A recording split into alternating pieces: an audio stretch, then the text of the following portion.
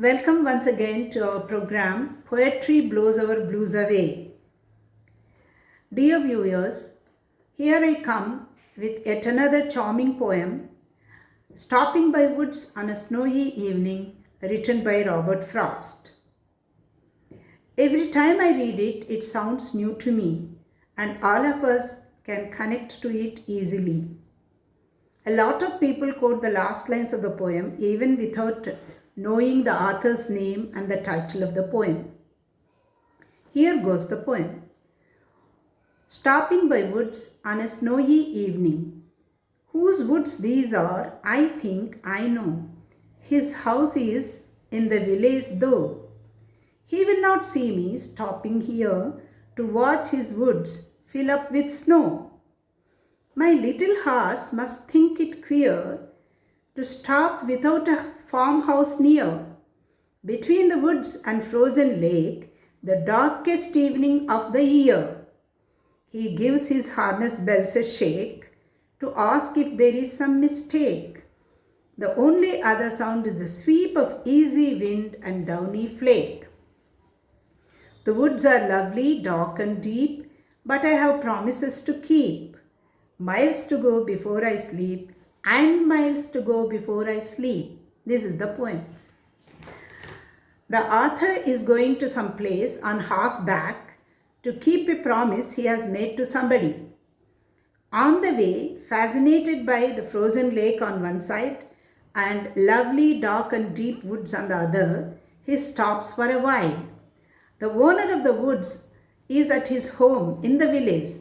He will not see him stopping here to watch his woods fill up with snow. The only other sounds heard are the soft falling of the snow, the gentle blowing of the breeze. The horse gives his harness bells a shake to ask if there is some mistake in stopping there without a farmhouse nearby, the darkest evening of the year. Howsoever lovely the scene may be, yet the author cannot linger longer there. Why? The reason is beautifully couched in the last stanza. The woods are lovely, dark and deep, but I have promises to keep. Miles to go before I sleep, and miles to go before I sleep. The repetition charmingly brings out the longing the author has for lingering there, savoring the scene and his inability to do so. The poem mesmerizes us with its imagery. The rhyme scheme too is alluring. Much ink has been spilt on the last lines of the poem. Sleep is interpreted as rest, relaxation, enjoying oneself, death, etc. Keeping one's promises means discharging your duties, discharging your responsibilities. Besides the I in the poem, there are two more characters in the poem. They are the owner of the woods and the horse. Both have no eye for the breathtaking beauties of nature. We face such predicaments in our lives. Very often we encounter such situations in our lives. Then these words of Frost spring very naturally, spontaneously to our lips.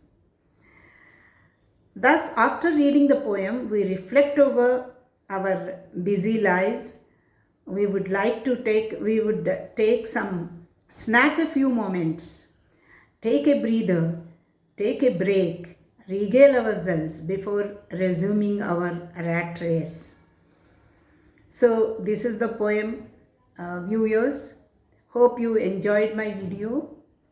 Next time I will come to you with yet another exquisite poem. Bye for now. Happy poetry reading.